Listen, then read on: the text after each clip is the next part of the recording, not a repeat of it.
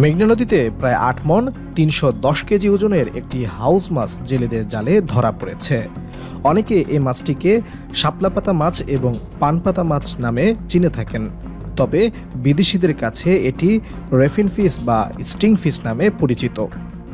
মঙ্গলবার সকাল 10টার দিকে জেলেরা মাছটি নারায়ণগঞ্জের সোনারগাঁয়ের বৈদ্যর বাজার ঘাটে নিয়ে আসলে মাছটি দেখতে উৎসুক জনতা এসে ভিড় করে।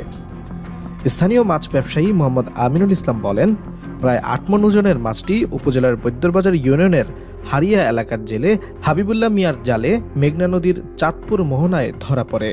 মাছটি পিকআপ ভ্যানে করে সোনারগাঁয়ের বৈদ্যরবাজার ঘাট এলাকায় মাছ বাজারে নিয়ে আসলে ১,২০,০০০ টাকায় কিনে রাখার পর মাছটি কেটে ৭০০ টাকা কেজিতে বিক্রি করেছি।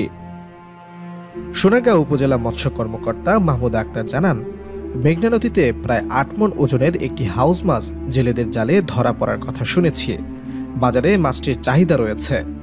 বিরল প্রজাতির এই সামুদ্রিক মাছটিকে স্থানীয়ভাবে হাউস মাছ বলা হলেও এর নাম রেফিন ফিশ বা স্টিং ফিশ, তবে এটি শাপলাপাতা মাছ নামেই পরিচিত। নদীর হাউস মাছ, বিশাল বড় হাউস মাছ। এই মাছটা বিক্রি হয়েছে ১,২০,০০০ টাকা। ক্রয় করেছে আমিনুর ব্যাপারী, মাছটা পেয়েছে জেলে হাবুল্লাহ ব্যাপারী। তার কাছ থেকে কিনে নিয়েছি আমি, কিনে নিয়ে এখন সাধারণ জনগণের মাঝে এটা বিলাই দেওয়া হচ্ছে। কেজি পার কেজি ৭০০ টাকা করে।